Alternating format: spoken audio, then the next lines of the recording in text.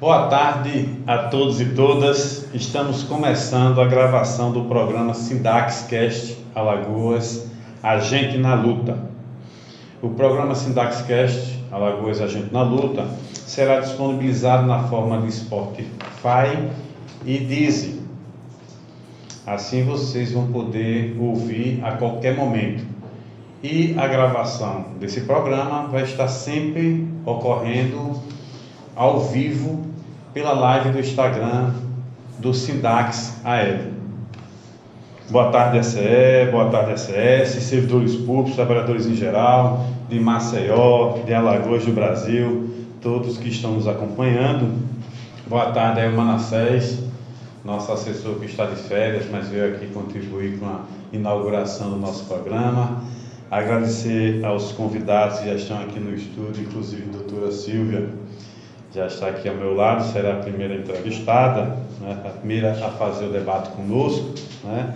Agradecer profundamente, doutora, que inclusive é vice-presidente do Sindicato dos Médicos, que vai contribuir aqui com o nosso debate. Abraço a todos e todas e vamos começar o nosso programa. O SINDAXcast é um arquivo digital de áudio transmitido através da internet, que tem como propósito transmitir informações das ações, das atividades do sindicato, debater assuntos de interesse do momento, né, da classe trabalhadora, da sociedade como um todo. E hoje nós vamos falar de novo coronavírus, aspecto clínico, que vai ser debatido aqui com a doutora Silvia Mello, e o aspecto jurídico, que logo após será debatido com o doutor Felipe Zanotto, assessor jurídico do Sindax. Né?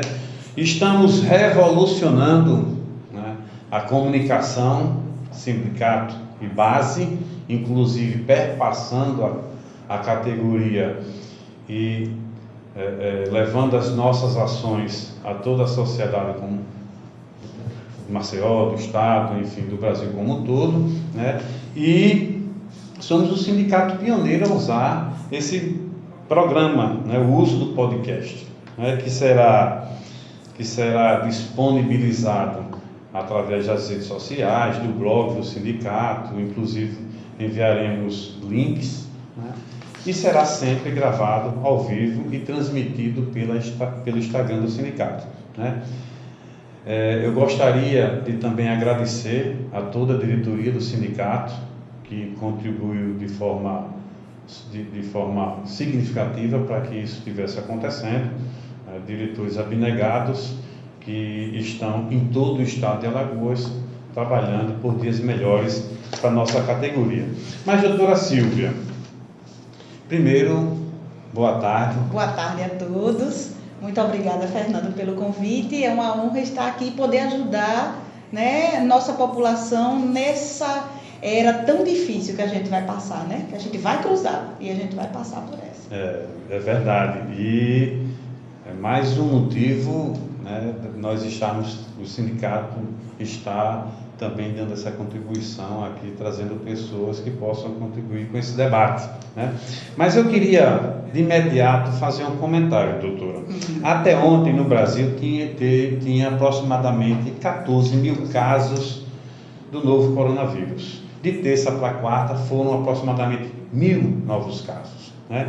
No mundo todo, tem aproximadamente 1,5 milhão de pessoas acometidas desse vírus, inclusive com 82 mil mortes, né? Na França, eu vou citar um caso muito, um exemplo muito prático, os Estados Unidos, quase 400 mil casos com 2.000 mortes. Doutora, o Datafolha fez uma pesquisa e revelou que 76% da população do Brasil acredita na necessidade do isolamento social. Infelizmente, 24% não. O que fazer, doutora? O que nós podemos fazer? O que o Sindax pode fazer? O que a doutora Silvia pode fazer para convencer essas pessoas que compõem esse percentual de 24% a se convencer que o caso é sério? Fernando, eu vou falar agora como médica. Eu não vou falar a parte econômica, que eu sei como deve estar doendo no bolso de cada um, toda essa paralisação. Mas eu vou falar como médica. É uma doença que, dependendo da pessoa, ela vai acometer de uma forma grave. Essa forma grave, essa pessoa vai precisar de uma UTI. E nós, gente, todo o Brasil, não temos quantidades suficientes de leitos de UTI. Então, para que esse isolamento agora? Para quê? Porque o que eu quero é que o Estado e o município dê tempo de montar esses leitos para que possa socorrer a maioria da população que venha a ser acometida. Então, tenho visto o Estado empenhado na formação de novos leitos de UTI, né? Ontem ele apresentou a planilha toda para a gente, mas a gente tem que ter calma. Não se monta uma UTI de uma hora para outra, de noite para o dia, isso demora, são materiais caros e difíceis, porque está todo mundo precisando. Não é só o Brasil que está precisando, é todo mundo precisando dos mesmos materiais.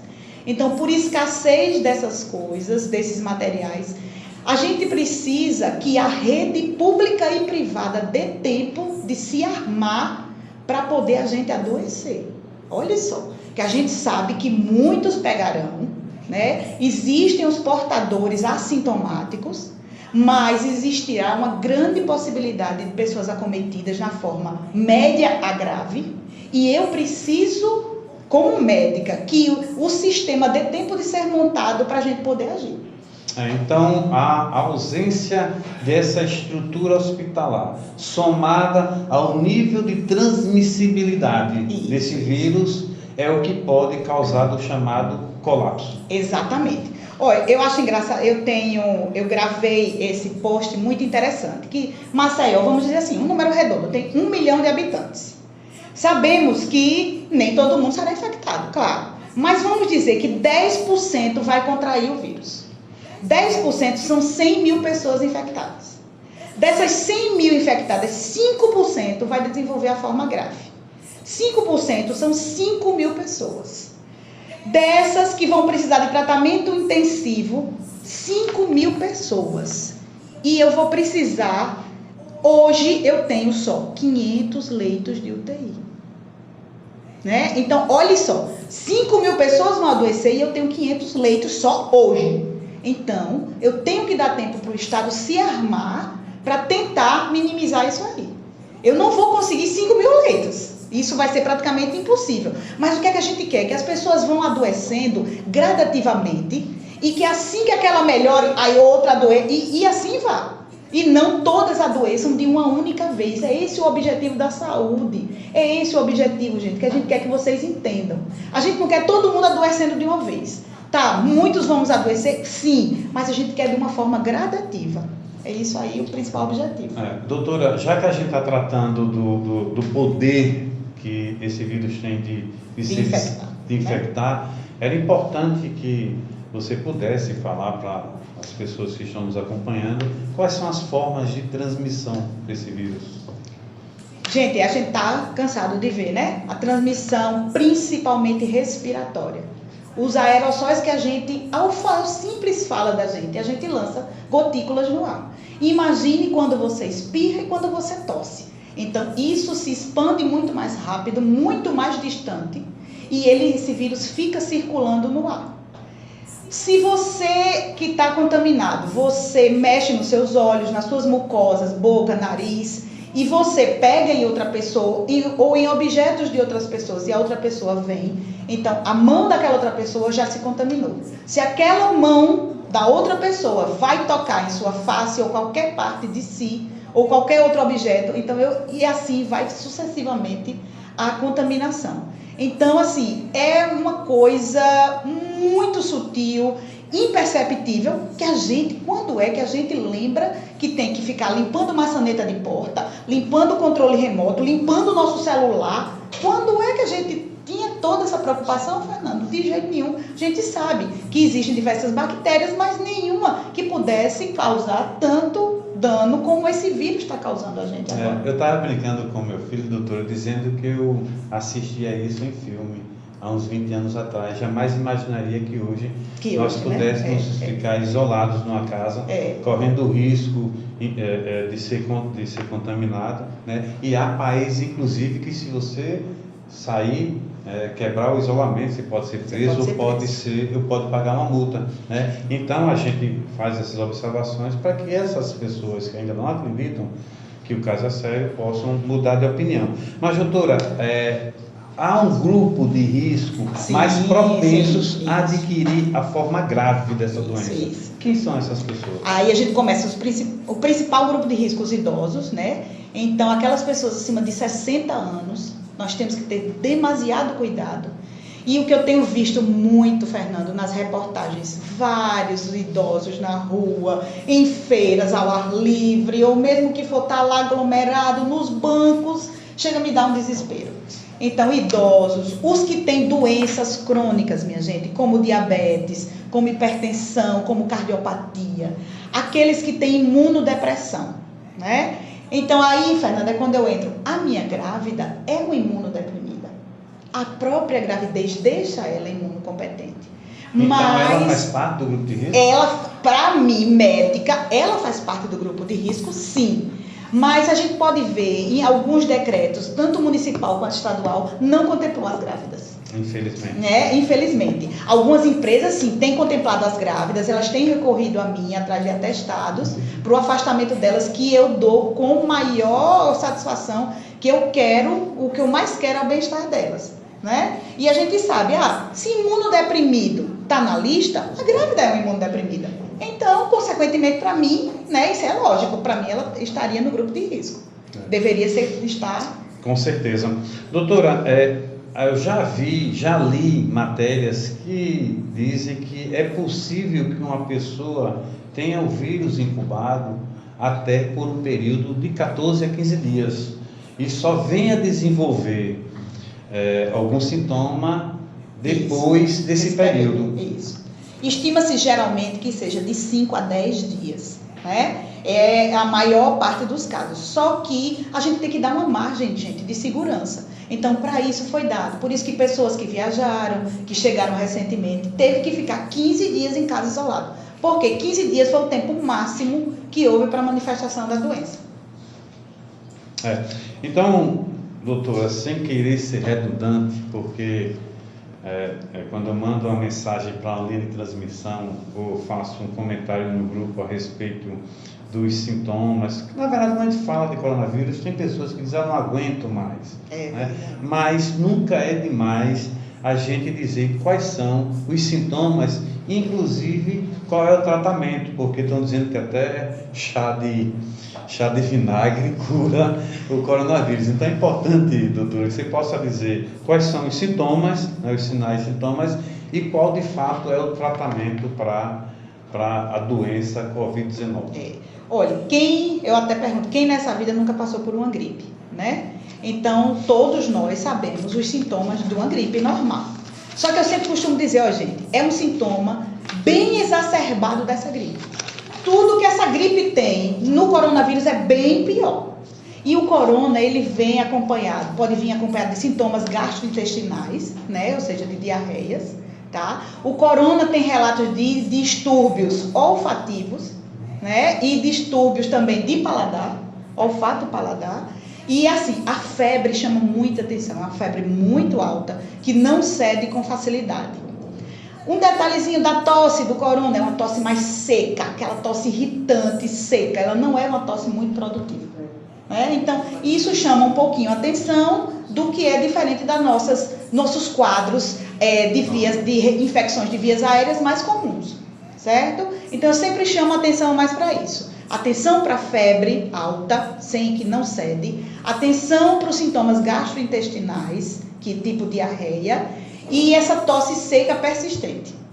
E falam também, doutora, a respeito da falta de ar. Sim, sim. Aí com essa tosse, né, você acaba comprometendo esse pulmão e vem a falta de ar, que aí já culmina com a gravidade da doença. Então a gente diz, se você está com sintomas leves, não procure a unidade de saúde ainda, né? Procure a unidade de saúde quando você tiver com sintomas que possam comprometer a sua respiração. Então, teve isso, está cansado, está puxando o ar, não está conseguindo, procure orientação médica o mais rápido possível. Doutora, é comum nós escutarmos que nada, se tiver de pegar, nós vamos pegar. Mas é óbvio que se a gente adotar algumas medidas de prevenção, as probabilidades de contrair esse vírus, ele diminui bastante. Então, de que forma, concretamente, nós podemos evitar o contágio? Pronto. Primeiramente, né, a lavagem das mãos, que é a coisa que a gente está mais batendo. A gente sabe, nossas mãos é veículo para tudo, gente. Para todo quanto tipo de vírus, bactérias, germes, a gente leva nas nossas mãos. A fala da gente também vincula o vírus. Então, o distanciamento é muito importante. Daí, então, o uso das máscaras, né, Fernando? Que a gente vai falar um pouquinho, né? Sim. Então, esse contágio é o que a gente sempre pede. Gente, água e sabão mata o vírus. O álcool gel, sim, o álcool a 70%, ele complementa esse combate.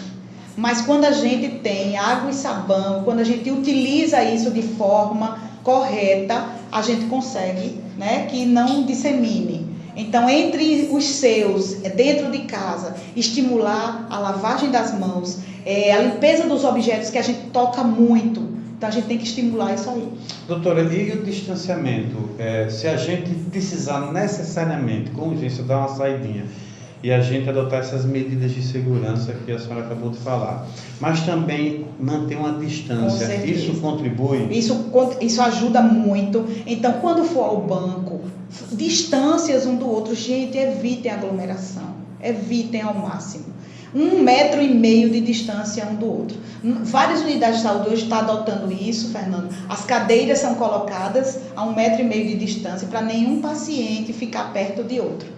Porque a gente não sabe até que ponto você é portador assintomático. Então, para você pode ser apenas um portador assintomático, disseminar para o de casa. O de casa, quando receber, ele não vai ser só um assintomático. Esse pode desenvolver o sintoma. E aí é onde está, né, o medo, o perigo. Doutora, então o uso da máscara agora tem sido recomendado, inclusive, pelo ministro da Saúde, Henrique Mandetta, né? Mas eu tenho visto pelas redes sociais alguns vídeos, inclusive ensinando como fazer uma máscara de um pé de meia.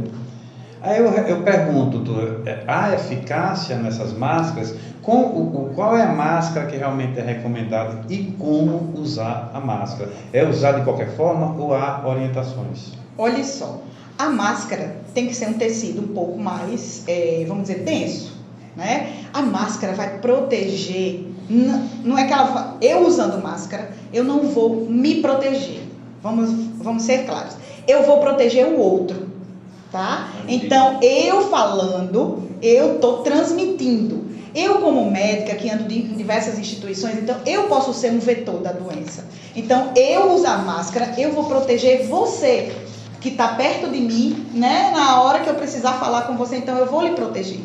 As máscaras cirúrgicas, a N95, a PFF2, realmente devem ser destinadas exclusivamente para a categoria da saúde, gente. Está faltando nos hospitais. Não gastem essas máscaras à toa. Nós, assim, enquanto eu, médica, vou no supermercado, então eu posso usar uma de pano.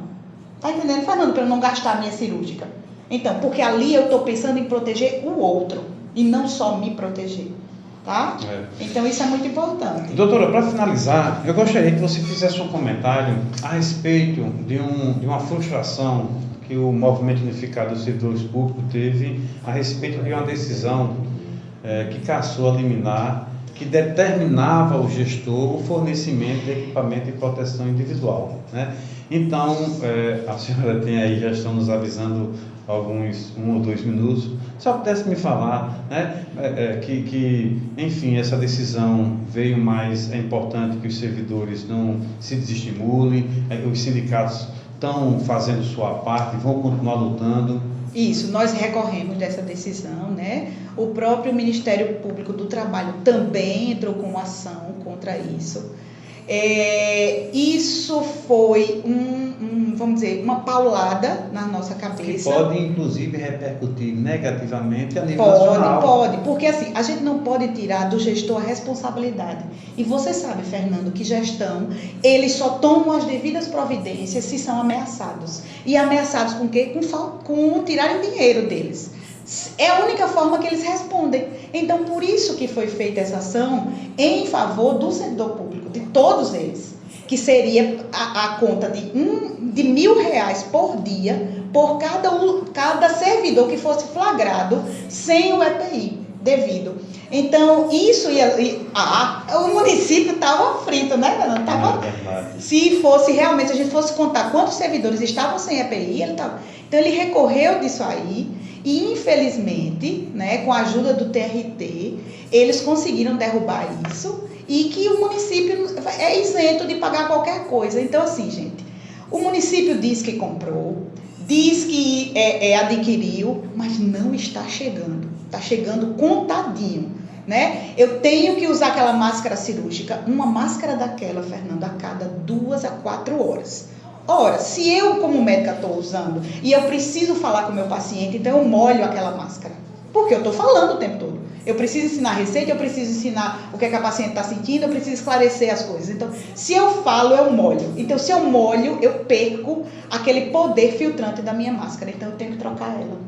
Vários colegas dizendo que recebem uma máscara para 6 horas de trabalho. Olha isso. Entendeu? Então, assim, o material tem, não está chegando onde deve. Hoje, Pan Bebedouro não tinha uma gota de álcool gel. Tinha apenas uma quantidade desse tamanho, um frasco enorme de álcool líquido. Né? 2 frascos com essa mínima quantidade. Então, assim, cadê esses EPIs? Como é que a gente vai punir, minha gente? Como a gente pune nossa Secretaria Municipal pela negligência com a gente? Doutora, você usou agora o termo que realmente define o prefeito, porque eu responsabilizo o prefeito por qualquer coisa que aconteça com o servidor público essencial da saúde, que vai estar à frente no combate ao enfrentamento desse coronavírus. E a negligência do prefeito hoje, que está acontecendo através do secretário municipal de saúde, pode causar uma disseminação do coronavírus aqui em Maceió. E, infelizmente, vai ser um exemplo péssimo que nós vamos dar para todo o país. Ele ainda mostra, né, Fernando, licitações que foi feitas segunda-feira agora, mas que o material só chega daqui a 15 dias. Fernando, o vírus não vai esperar 15 dias. O vírus está aqui agora. Né? Então, a gente não pode esperar 15 dias. Tudo na saúde a gente quer para ontem. Dizem que médico é muito imediatista. É sim, porque eu quero as coisas para ontem. Eu não quero para amanhã nem para depois. Imagina daqui a 15 dias. Então, o vírus não vai esperar. Né? Então, é urgente, é emergente que cheguem os EPIs de quantidade suficiente e de qualidade. Porque a qualidade também que está sendo exposta de máscaras está um absurdo. Ou a gente filmou e fotografou ontem algumas máscaras que são completamente transparentes, gente, pelo amor de Deus. Isso aí não está protegendo ninguém. É um absurdo. Doutora, eu gostaria de agradecer profundamente, do fundo do coração, a sua participação, a sua disponibilidade de estar sempre contribuindo com as lives, com os podcasts. Eu tenho acompanhado essas entrevistas, né? Você que é uma guerreira, que junto com sua diretoria mudou a cara do Sindicato dos Médicos, que agora está sendo protagonista na unidade de ação, no movimento unificado dos servidores, que inclusive está fazendo a diferença. Agradeço do fundo do coração, infelizmente nosso tempo está chegando, mas eu queria dizer que espero poder contar com a senhora em outra oportunidade. Agradeço imensamente, pode contar comigo sempre, Fernando. Todos do movimento unificado vão poder contar com o CIMED, enquanto essa diretoria estiver lá, vai poder contar. Que os nossos cotovelos representem um grande abraço. É isso aí, vamos... Pronto, chegue, meu lindinho. Eu vi aqui, nossa, Julinho. Posso ficar aqui, né? Não, senhor.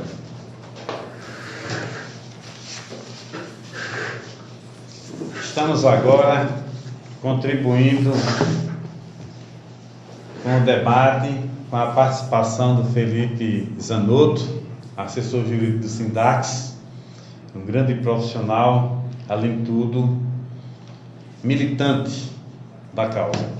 Doutor, eu fiz uma pergunta à doutora Silvia: o que fazer para convencer um grupo de pessoas que compõem 24% da população, que não acredita no potencial de disseminação do vírus e não concorda com o isolamento? Doutor, essa doença iniciou pelos ricos, chegou na classe média, mas não atingiu ainda os mais humildes. Essa doença não chegou na periferia. Doutor, quando essa doença chegar na periferia, no cômodo, numa casa de um ou dois cômodos, que tem 15, 20 pessoas, o que será do Brasil, de Maceió, Alagoas? O que fazer, doutor, para convencer as pessoas que o caso é sério? Fernando, primeiro agradecer a oportunidade de estar aqui, de poder contribuir com informações, com esclarecimentos nesse momento que a gente está vivendo de quarentena, né? Quarentena esta que foi decretada pelo governo federal, ainda no mês de março, né? Seguindo a orientação da OMS na ocasião, tendo em vista que essa situação da pandemia ela já foi reconhecida como mundial, né? Isso, definitivamente. E essa situação de quarentena, ela exige um isolamento não só das pessoas individualmente, mas sim da coletividade, que não tem um contato com outras pessoas para que não se contaminem e que também não disseminem essa contaminação. Daí a importância dessa quarentena, de se respeitar dessa quarentena, e desses 24% que hoje não estão concordando com esse isolamento. Então, essa é uma situação definida por decreto federal e que os decretos estaduais e municipais acompanham esse mesmo entendimento. Daí, o que a gente está vivendo hoje, que é essa situação de isolamento, é o comércio fechado, são escolas fechadas, visando preservar o quê? O bem maior, que é a vida, que é a saúde. E é importante, doutor, dizer que, primeiro, que essa doença não tem cor partidária nem viés político, né? E que é muito rasteiro quem esteja fazendo desse momento, tirando desse momento proveito ou dividendos políticos, né? Mas eu já vi comentários, né, tipo assim, ditadura dos governadores, como se os governadores estivessem por conta própria determinando o isolamento e não estivessem seguindo as orientações da Organização Mundial da Saúde. Veja, Fernando, acima de qualquer intenção política, que o brasileiro ele é político por si só, ele gosta de debater política, acima disso está a lei, acima disso estão os princípios constitucionais, acima disso estão os tratados internacionais sobre saúde, principalmente nesse caso específico. E por conta disso, Fernando, é a importância desse isolamento total, né? O que acontece? Hoje, nós temos uma situação legal e não política de isolamento. Daí por quê? Seguindo a orientação, a competência constitucional, os prefeitos e governadores adotaram essas medidas emergentes, urgentes, que acredito que a gente nunca tenha passado por isso no Brasil, se não ainda em época da Segunda Guerra Mundial, né? Então, não é uma questão política. O que nós estamos passando hoje, neste momento, é uma questão de saúde pública, é uma questão de direito à vida. É muito maior do que uma questão política. Doutor, a gente observa, né, que comungamos do mesmo pensamento, né? A gente entende que o caso é muito sério, né? Mas há também quem diga, analisando pelo aspecto jurídico, que esse isolamento, essa proibição de aglomeração de pessoas em praças, em praias, ela esbarra em dispositivos constitucionais, como, por exemplo, direito de ir e vir, né? Então, eu gostaria que você tecesse algum comentário a esse respeito. Importante a sua pergunta, Fernando, e é muito interessante, realmente. Nós estamos diante de uma situação que há um conflito de princípios constitucionais, que possuem, a princípio, de uma primeira vista, eles possuem um grau de hierarquia igualitário, mas não há. É necessário analisar outros aspectos que estão associados aos princípios, que neste caso há um interesse coletivo, um interesse maior sobre o interesse individual. E o próprio governo federal, o próprio Congresso Nacional já tem enfrentado isso, e a gente tem alguns exemplos É o caso, por exemplo, do direito à propriedade, o princípio da propriedade, o direito fundamental da propriedade. É um direito que está na nossa Constituição, colocado no topo da nossa Constituição, mas também no topo da Constituição está o direito à vida. Então, quem deve se sobrepor a quem? O direito à propriedade ou o direito à vida? Neste caso, o Congresso Nacional tem entendido, e o governo federal, que é o direito à vida. Um exemplo disso foi que recentemente foi aprovado um projeto de lei que determinou a suspensão dos despejos para o caso de quem tem aluguel residencial até o mês de outubro. Então, o direito à propriedade está sendo colocado no segundo plano, porque agora é o momento de privilegiar o direito à vida, porque sem vida não tem propriedade. Concorda? Então, a sua explicação deixa claro que, de fato, não há ditadura de governador, muito menos decisões isoladas dos governadores, ou complô contra quem quer que seja. Há, na verdade, determinações seguidas pelas orientações da Organização Mundial de Saúde, que está levando em consideração o direito à vida. Então, é importante que essas pessoas que compõem esse percentual de 24%, que não acreditam no potencial de disseminação dessa doença, ou que não concordam com o isolamento, que façam uma reflexão. Até porque, como eu disse e vou repetir, essa doença não chegou ainda na periferia.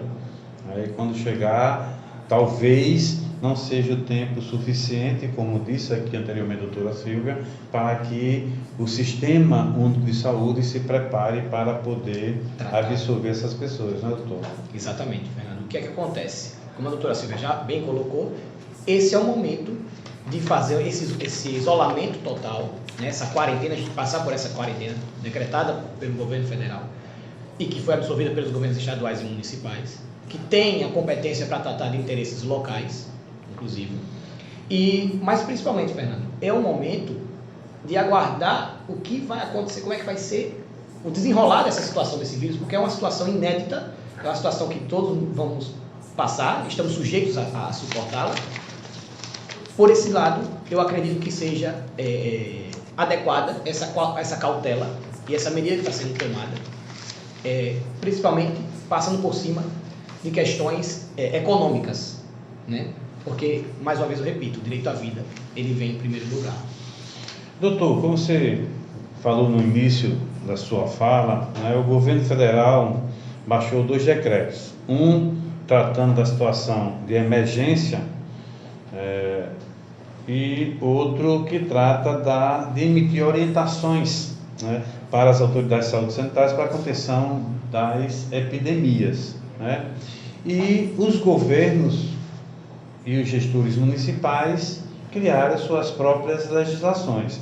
Acontece que há casos em que decretos municipais colocam o grupo de risco, que foram aqueles colocados aqui pela doutora Silvia, como pessoas que devem se afastar das suas atividades laborais, sobretudo aquelas que estão lá trabalhando na área da saúde, né?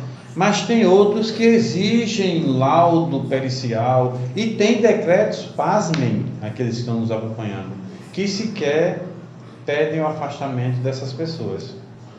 Fernando, o que é que acontece é que quando a gente trata de interesses locais, quando a gente trata de servidor público municipal, quem vai definir se haverá ponto facultativo ou não vai ser o prefeito daquele município, como é o caso aqui de Maceió, né, que instituiu o teletrabalho e o ponto facultativo, com exceção do pessoal da saúde, né, que vai trabalhar nesse enfrentamento. Isso é uma questão de competência, e essa competência, a respeito, por exemplo, de fechamento de comércio, é de interesse local. É o município que vai definir se vai fechar ou se não vai fechar. Mas há na legislação, doutor, algo que defina que são essas pessoas que são do grupo de risco e alguma legislação que determine que essas pessoas não continuem com suas atividades? Não há uma legislação própria para definir quem está no grupo, quem é o grupo de risco. O que está sendo aplicado hoje no Brasil é uma orientação da OMS, Organização Mundial da Saúde, que vale para o mundo inteiro e que definiu como um grupo de risco o que a doutora Silvia já falou: pessoas acima de 60 anos, pessoas com diabetes, com hipertensão, pessoas com doenças imunodeprimidas, cardiopatas, né? São essas as pessoas que estão atualmente no grupo de risco. Por quê? Pelo que eu vi, não é questão jurídica, mas pelo que eu li, se essas pessoas forem acometidas, eles têm mais chance de chegar de ter óbito, né? E ter a forma grave da doença, né? Exatamente. Mas, doutor, agora falando de uma forma bastante específica para a nossa categoria dos ACS e ACE, que são os agentes comunitários de saúde e agentes de combate às endemias, profissionais fundamentais para a saúde do nosso país, né? E que, infelizmente, no país todo está com a realidade de não ter equipamento de proteção individual, né? E tem lugares, prefeitos, inclusive, que estão coagindo esses agentes a continuar fazendo suas visitas. Acontece que há orientações do Ministério da Saúde para que, no âmbito dessa categoria, se tiver pessoas que compõem grupo de risco, que devam ser afastadas.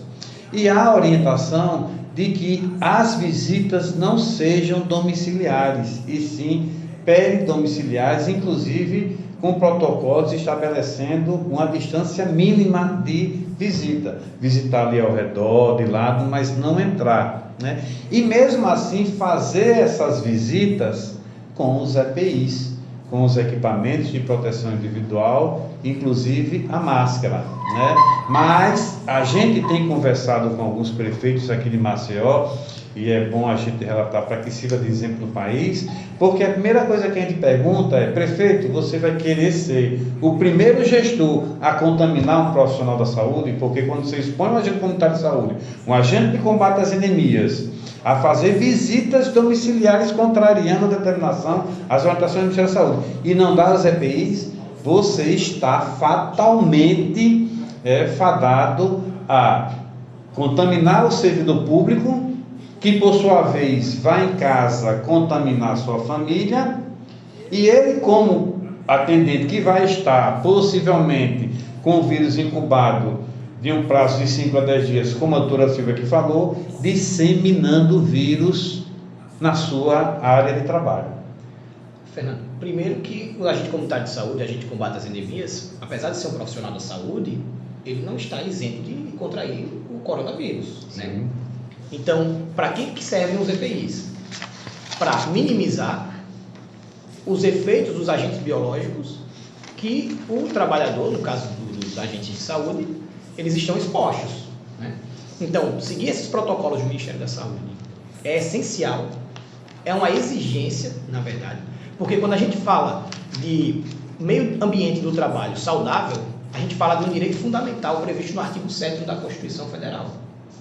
Então, a minha orientação a esses agentes que estejam eventualmente suportando essas situações nos seus municípios é, primeiro, fazer um protocolo de um requerimento para que informe qual é a situação que ele está vivenciando ali e exigindo os EPIs adequados, certo?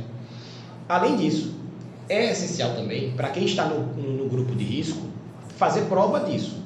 Algum atestado médico, mesmo que seja um laudo médico, mesmo que seja antigo, porque quem é diabético, quem é hipertenso, não vai ficar fazendo um acompanhamento com um médico com frequência, somente por isso, né? Mas ele está no grupo de risco, sim. Então, se ele tiver alguma prova, mesmo que antiga, ele não deixou de ser diabético, ele não deixou de ser hipertenso, ele não deixou de ser cardiopata, né? Então, mesmo que tenha uma prova antiga, ele faça a prova disso, faça um requerimento, protocole e peça e exija o seu afastamento. E isso com o acompanhamento e a orientação do sindicato e da assessoria jurídica, né? Certamente que vai saber conduzir melhor essa situação. É importante. Mas, doutor, e o sindicato? Ou a pessoa mesmo que não é filiada ao sindicato, ele tendo esses direitos sonegados, qual é a orientação jurídica? Bom, no primeiro momento, a minha orientação é denunciar isso, fazer essa denúncia, elaborar a denúncia perante o Ministério Público.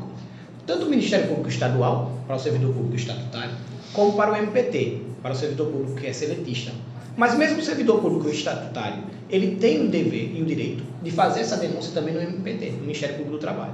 Porque quando a gente fala de meio ambiente de saúde, meio ambiente do trabalho saudável, a gente está falando também de competência da União, a gente está falando também de competência do Ministério Público do Trabalho. Então, essa é a minha orientação. A constituição de provas, doutor, ela é fundamental.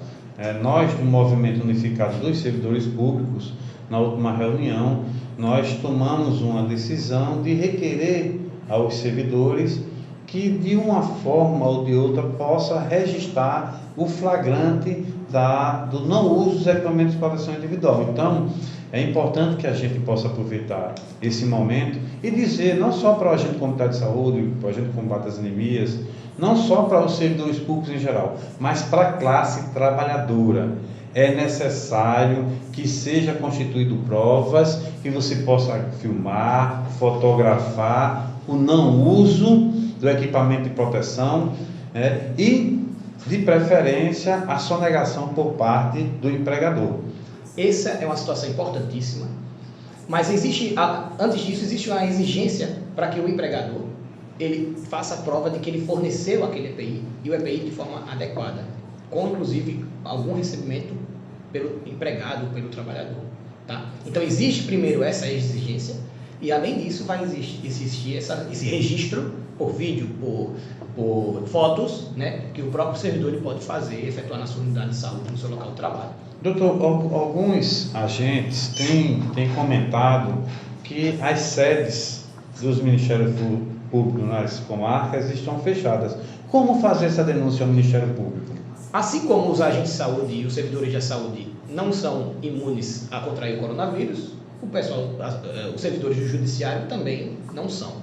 Por esse motivo, foi adotado essa cautela de teletrabalho, de home office, por parte dos servidores.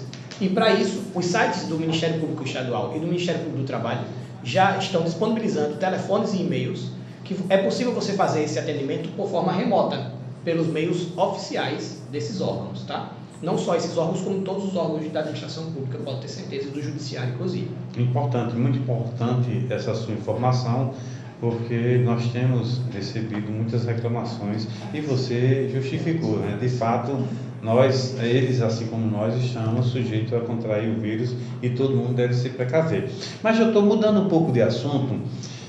Eu tratei com a doutora Silvia a respeito de uma decisão que o Movimento Unificado dos Servidores Públicos aqui de Maceió conseguiu. Inclusive, eu tive a preocupação, como presidente do Sindax, de enviar essa decisão para outros estados, para amigos de outros sindicatos, onde determinava que o gestor municipal aqui de Maceió fornecesse equipamento de proteção individual sob pena de pagar multa.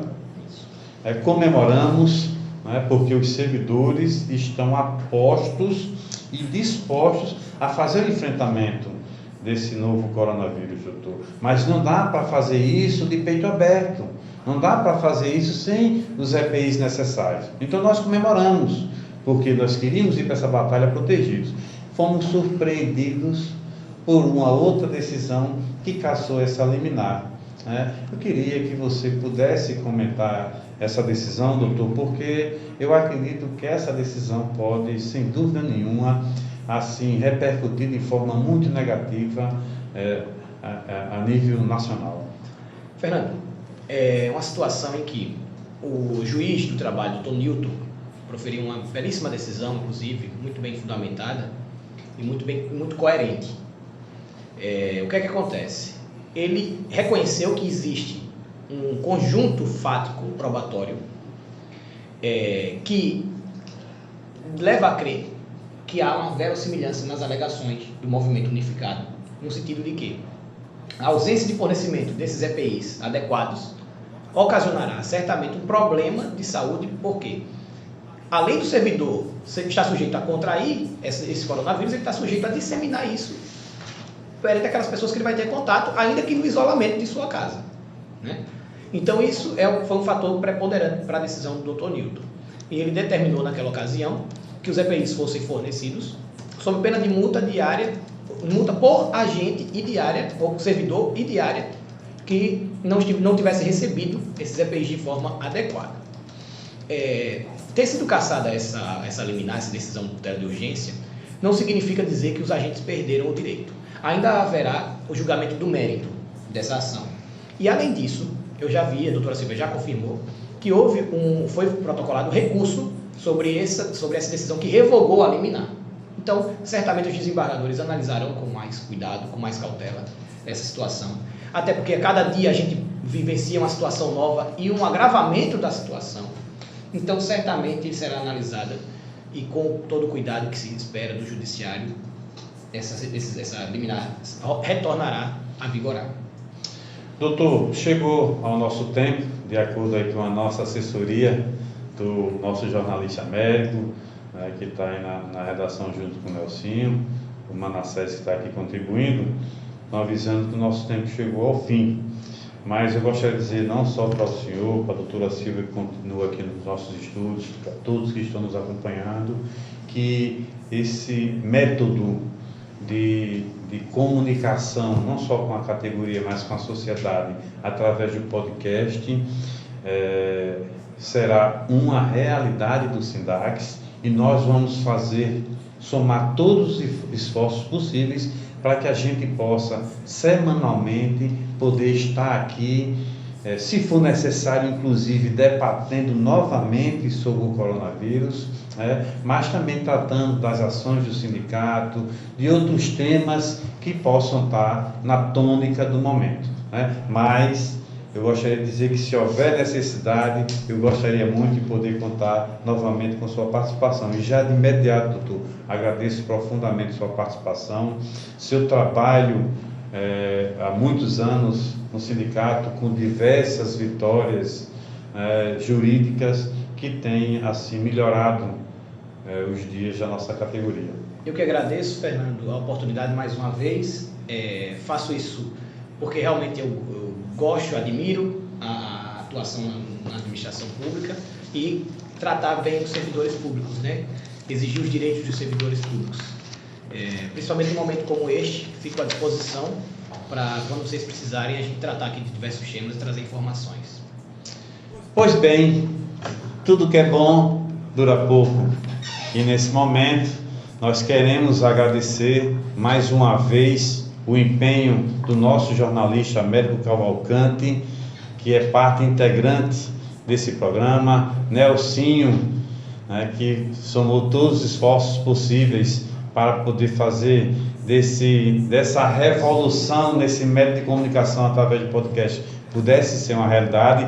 Agradecer o nosso amigo Manassés, que mesmo de férias se entusiasmou e vinha aqui contribuir. Agradecer mais uma vez os convidados e dizer que o Sindax é assim, sempre revolucionando. Um forte abraço e até a oportunidade.